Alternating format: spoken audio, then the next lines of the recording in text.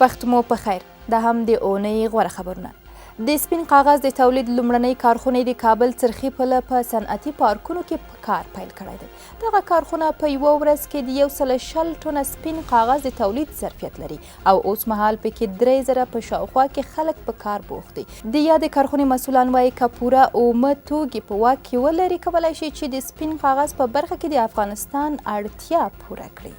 کندهار کې د دهلې بند د لومړي فاز رغنیزې چارې له سره پیل شوې. یاده پروژه چې د آسیا د پراختیایي بانک د 950 میلیونو ډالرو په مرسته پیل شوې په بشپړېدو به 46,000 جریبه ځمکه خړوبه او 12,000 کسانو ته د کار زمینه برابره شي.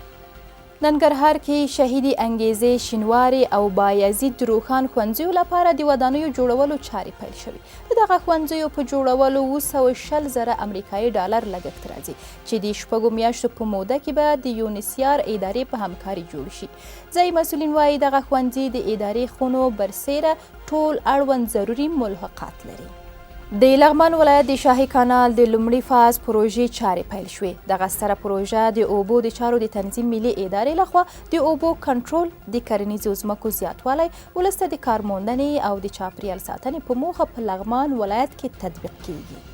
د افغانستان په 3 ولایتونو کې د انځرو 45 سلنه حاصلات زیات شوي دي. د کرنې او مالدارۍ وزارت وایي چې په هرات کې 10 سلنه، په کندهار کې 10 او په فاریاب کې 15 سلنه د انځرو حاصلات زیات شوي دي. تیر کال په ټول افغانستان کې 25,000 ټنه انځر تولید شوي وو. په کابل کې به ډیر ژر د لبنیاتو یوه لویه فابریکه په کار پیل وکړي. د کرنې او مالدارۍ وزارت وایي دا فابریکه د کابل په ریشخور سیمه کې جوړیږي چې په ورځ کې به د 40,000 لیټره شیدو د پروسس وړتیا ولري او کولی شي 7 ډوله لبني محصولات تولید کړي.